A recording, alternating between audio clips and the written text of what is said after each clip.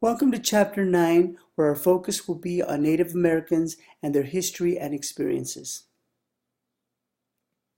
The Native American population in the U.S. has done poorly since the arrival of the Europeans, to say the least. Their population was massively reduced by the ravages of disease, war, alcohol, and industrialization.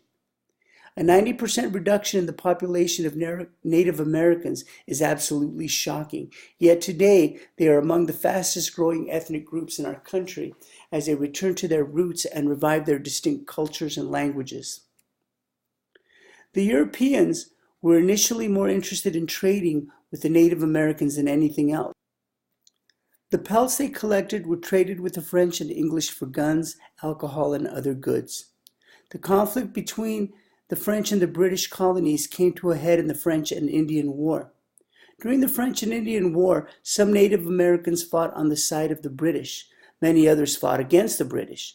The war that raged in North America through the late 1750s and early 1760s was one part of a larger struggle between England and France for control of world trade and power on the seas. There were also efforts on the part of the Indians to organize and unite against the influence of the whites. Our authors next turn to an examination of Anglo-American Indian policies, beginning with the Proclamation of 1763, which set the Appalachian Mountains as a boundary of the colonies and declared all land to the west as Indian country. The proclamation intended to keep colonists from moving into Indian territory and set policies for the purchase of land from the Indians.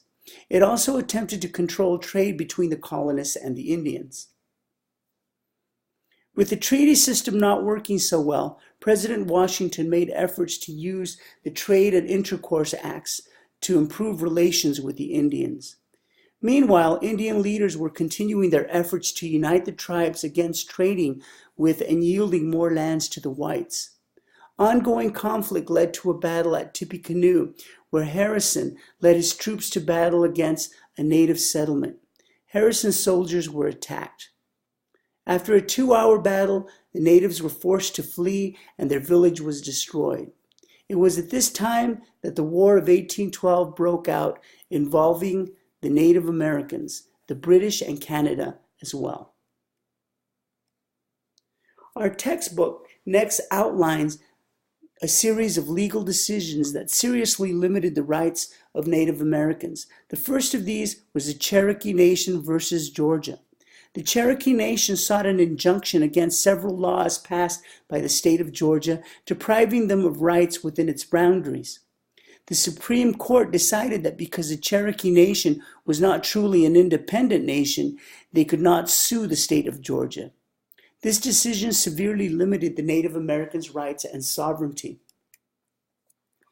The Supreme Court case of Worcester versus Georgia, which was decided a year later, protected the laws of the Cherokees from being suspended by Georgia. This protected the limited sovereignty that the tribes did have, which included the right to make treaties, protection from state encroachments, and a number of immunities that the tribes had.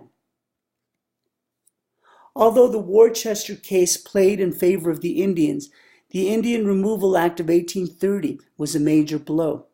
Sponsored by President Andrew Jackson against the Supreme Court ruling, the act forced all Indians residing in the southeastern states to move west of the Mississippi. The removal process was slow and painful and is seen as a dark stain in our nation's history. 4 of the civilized tribes agreed to make the move at a great cost of lives. The removal took about 20 years to complete and caused more than 15,000 deaths. It was called the Trail of Tears. The Seminoles held their ground, fighting American soldiers for 7 years.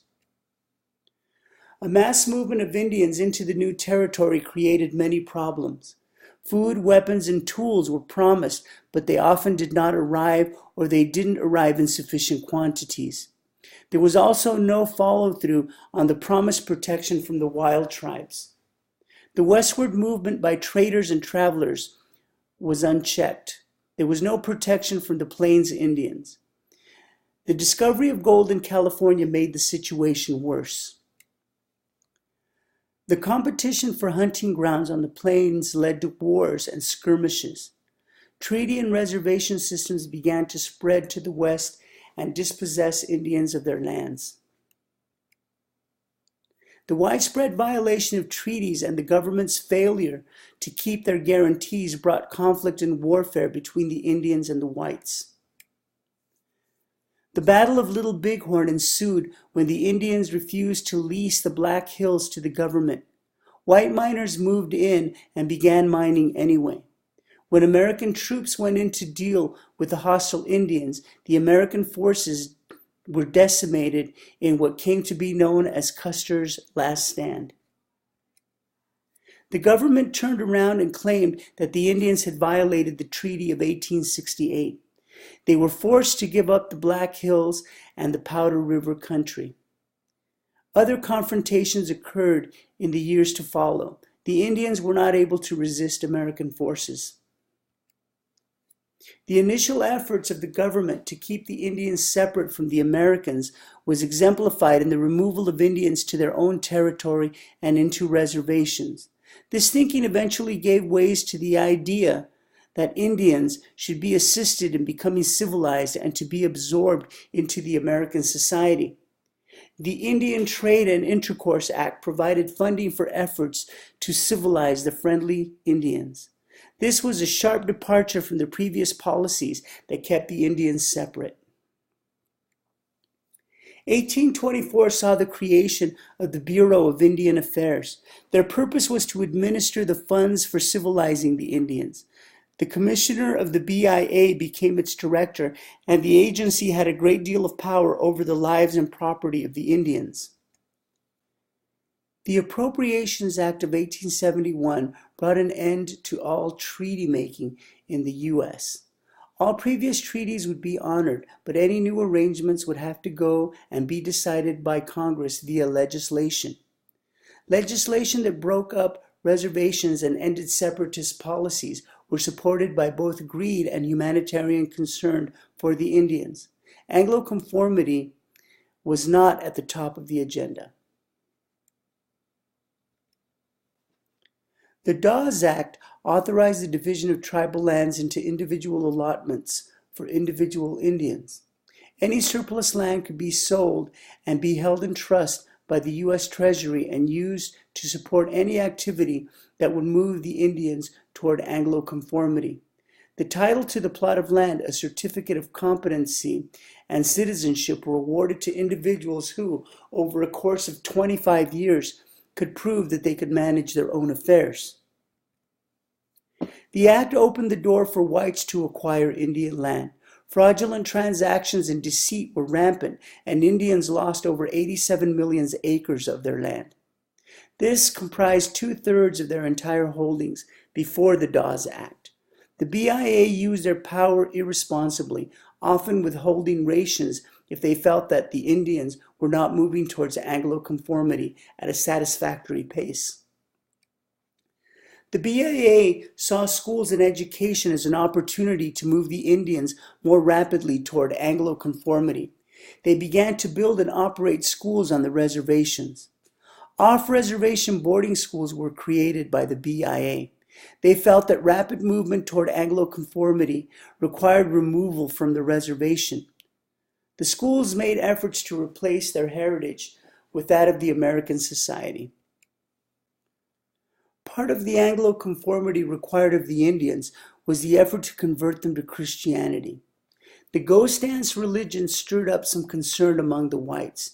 The belief of the Indians was that participating in certain dances and rituals would make the white people vanish. The frightened whites called for military protection and the arrest of the Indian religious leaders. Sitting Bull, the Sioux chief, was seized on Grand River on December 15th of 1890 and was killed when his warriors were trying to rescue him. A number of Indians fled toward the Pine Ridge Reservation, where the Battle of Wounded Knee occurred. It really wasn't much of a battle. The Indians were fired on by a U.S. Army, and most of them, women and children, were killed. Our textbook now takes us through an outline of policy and legislation that cycled between supporting either Anglo-conformity or cultural pluralism. Despite the many issues and the resistance of the Indians, the Anglo-conformity policy continued to hold as the 19th century ended. Congress passed the Citizenship Act in 1924 as a show of gratitude to the thousands of Indians who had fought for America in World War I. The Merriam Report closely examined the government's trusteeship of the Indians. It showed that the land allotment policy had failed. The Indian Reorganization Act, known as the Wheeler-Howard Act, came about in 1934. It was a sharp departure from previous Anglo-conformity policies that dominated American relations with the Indians. The act restored Indians to the management of their assets, being mainly land, and included provisions intended to create a sound foundation for the inhabitants of Indian reservations. It didn't do much to improve their standard of living or educational attainment, but it did help in the recovery of lost land. It also provided for college education, the development of Indian languages, and helped restore some of their cultural arts and practices, as well as strengthen self-rule. The BIA continued to be involved to the dislike of much of the Indian population. House Concurrent Policy Resolution 108 passed in August 1st of 1953. Also known as the Termination Policy, it declared that it should be the policy of the United States to abolish federal supervision over American Indian tribes as soon as possible and to subject the Indians to the same laws, privilege, and responsibilities as other U.S. citizens.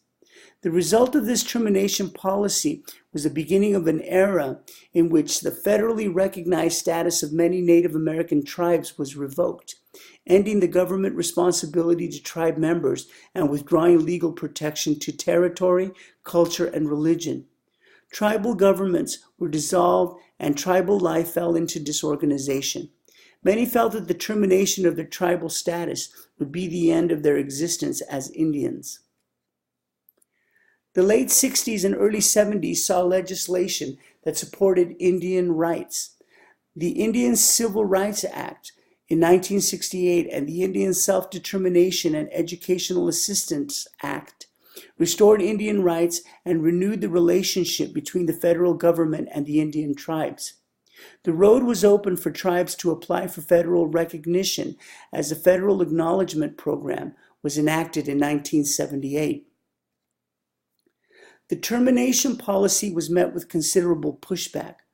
Much of the federal government's movement in the direction of cultural pluralism was brought about by the mobilization of American Indians and their political organization and activity.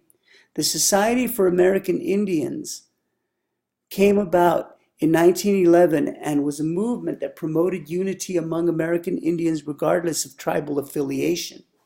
Their agenda was to protect the Indian culture and shape a new Indian identity within American society. They adopted a constitution that promoted the advancement of the Indian, citizenship among Indians, and the right to oppose any movement detrimental to the race. They were not too keen on the BIA. Another protest group was the National Congress of American Indians, which was formed in 1944. Many of them were World War II veterans who believed that Indians were entitled to equal treatment and a fair shake in economic matters. They were opposed to the termination policy. The emergence of the new tribalism brought with it renewed efforts to assert the Indian identity. The American Indian Chicago Conference brought together members of more than 60 tribes concerned with protecting the Indian cultures and pushing the government to remove the conditions that produce the poverty and lack of social justice that continue to impact Native Americans. The National Indian Youth Council, the Youth Caucus at the Chicago Conference, became active in many areas. Fishing rights became an issue in many areas. The state of Washington nullified numerous treaties that protected the fishing rights of Indians in Washington. The NIYC took action and showed that when tribes worked together, they could wield considerable power collectively. Fish-ins, treaty treks, canoe treks, and war dances became the MO of the Red Power movement. The occupation of Alcatraz Island in 1969 by Indian youth brought considerable attention to the Native American demand for self-determination. The events at Alcatraz and the stir they caused prompted the establishment of AIM, the American Indian Movement, in 1970. Their platform was not an unfamiliar one. They were all about sovereignty and protection of treaty rights. They also had issues with the Indian reorganization and some of the tribal governments it had set up. Their march on Washington in 1972 brought together several tribes and was known as the Trail of Broken Treaties. Their focus has been centered less on protest and more on legal action. As most of us are well aware, Indians have moved in the direction of gambling as a source of income. Issues over gaming and where it is legal have not been uncommon. These conflicts, again, raise questions about the actual sovereignty of the tribal groups. Oftentimes we forget that the great state of Alaska also has a considerable Native American population. For a number of years, they had trouble establishing their tribal status. Several oil companies were against tribal status, claiming that Indian country was terminated by the Alaska Native Claims Settlement Act in 1971. The act was intended to resolve long-standing issues surrounding Aboriginal land claims in Alaska, as well as to stimulate economic development throughout Alaska. The settlement established Alaska Native claims to the land by transferring titles to 12 Alaska Native regional corporations and over 200 local village corporations. Tribal designation would allow Alaska tribes to tax non-tribal residents and corporations on tribal land. It would also allow the tribes to exercise various governing powers. Tribal status for numerous tribes was finally granted in 1993. Once again, we come to the question of how to categorize the Native American. Are they immigrants or a colonized minority? Their lands were occupied by outside forces. They were dominated and exploited by the whites, and efforts were made to absorb them into American society. Although there have been some shifts in the direction of integration into the mainstream culture, there has been a resurgence of ethnic pride and identity. More Native Americans are identifying themselves as Indian ethnics on census counts, and reservations and urban Indian communities are revitalizing their ethnic activity. Ethnic Indian organizations are also growing in number and in their legal activity. Because they began as nations and slowly lost their rights over the course of time, Indians are said to have experienced the usual struggles in reverse order from that of other ethnic groups.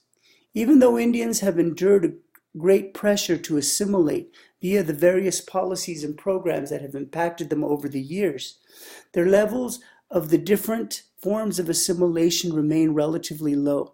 They have resisted cultural assimilation by clinging to their cultural heritage. Relatively few Native Americans spoke a language other than English, while only 3% spoke their Indian language. Efforts to revive tribal languages are ongoing, while many Indians who speak a tribal language also have a good command of English.